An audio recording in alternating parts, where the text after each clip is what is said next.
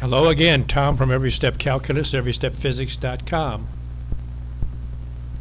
Here's a, you can see it on the screen, how my programs work with the ellipse and the ellipsoid. Ellipsoid being a 3D object, and then the ellipse is a two-dimensional object. You can see the problem that I took off of a test, and I'll show you how it works with test problems. The volume of a solid obtained by revolving the region enclosed by the ellipse, x² plus 9y² equals 9 about the x-axis is these answers here. Now you notice the normal sane way would be to do it would be just to take just the simple formula for volume and 4/3 pi times R1, R2, R3 and do the calculations here. First you have to always make this works if you make this standard ellipse equation into x² plus y² equals 1, or x² over a² plus y² over b² equals 1. So I'm going to show you how to do that with my programs too. But anyways, here's the answer: 4 pi 12.6 cubic units if you just use the standard formula for volume of a ellipsoid. But let's show you the calculus, waste of time calculus stuff, which I always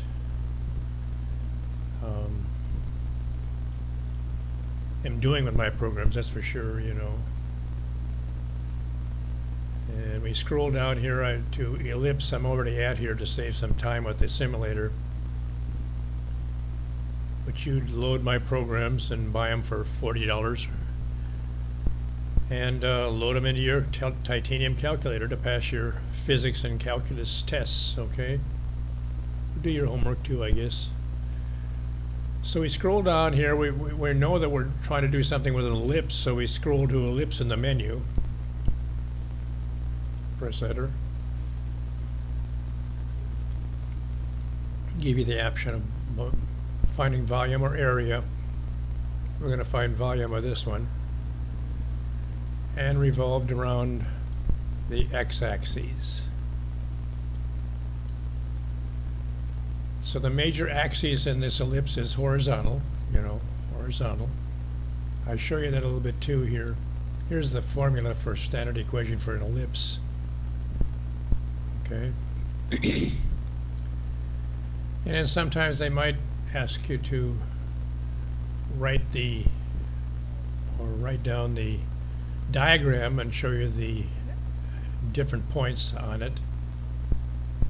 So I say HK is the center point of the ellipse, okay, and H is equal to the X value, K is equal to the Y value, and A is the radius of the major axis, and B is the radius of the minor axis. And here's a picture of it. Here's the ellipse here, doing the best I can on this small screen. And here's H minus A and K. Here's H plus A, K. So if you know this here, you know all the points that for the major and minor axes of the ellipse. Now we're going to enter the equation that they have here. Might be a different one, of course. Different tests, whatever. And you have to press alpha before you enter anything into these entry zones here. You'd press alpha and then put in this: x² plus 9 times y² equals 9. You have to use the equal sign too. And I've already done that to save time with the simulator. So x² plus 9y² equals 9 right here, okay? Press enter. I give you a chance to change it in case you made a mistake. I say it's okay. We're going to divide through by 9 on both sides so that we get it into a standard ellipse equation. So we divide by 9. And here's the standard: x² plus 9. divided by 9 plus y squared divided by 1 equals 1. This is a squared and this is b squared, okay? So now we're finding a squared, which is, the square root of 9 here, which is 3. And that's where this 3 comes in the radius of 1, okay? And the square root of 1 is 1, so that's the radius 2. And then here's the radius 1 here. And then we come up with 4 pi. This is but if you put this down on your test problem, you get it wrong because you're not doing any calculus. You're just sanely coming up with the answer that any normal person would do, So now we're going to isolate the y squared. We're going to bring the x squared over, divided by 9 on the right side, which turns into a minus 1. And we take the square root of all this, which is plus or minus square root of 1 minus x squared over 9, right? Now this is really doing it with the disk method. And so here's the formula for the disk method. Minus a over a plus or minus 3, which we found. And the integral of pi and times y squared with respect to x. So we find the square root of a squared, which is plus or minus 3.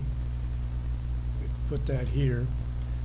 Now this is in all the calculus books, this right here where they have the minus 3 and the 3, minus a and plus a in the disk formula. But then we change it to 2 times pi. The 2 comes out, but we don't know where the 2 came from. So they just change the formula. And to make it work out, of course, that's what calculus does, make it work out with whatever they're trying to find the answer to.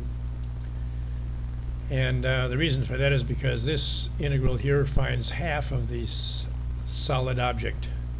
So then they multiply times 2 to get the full solid object, the volume of the full solid object. Anyways, we're going to integrate this now, x minus x cubed over 27, with respect to the limits of 0 and 3. At x equals 3, the upper limit, and we do the calculations here for x, turns out to be 4 pi. And then at x equals 0 is the lower limit. That turns out to be 0. And of course, always in these things we take the upper minus the lower, upper minus the lower. So the answer is 4 pi cubic units. You'd circle B here and get 100% in this problem, as long as you showed the work like I've shown you here, You always write sloppy because nerds and professors always write sloppy to show the world that they're so smart. It's a waste of time to write this stuff down. They can do it in their brain and all that. You do it in physics too, the same thing with nerds. They write sloppy and not horizontal, but kind of off at an angle all the time, Every one of them does it that way.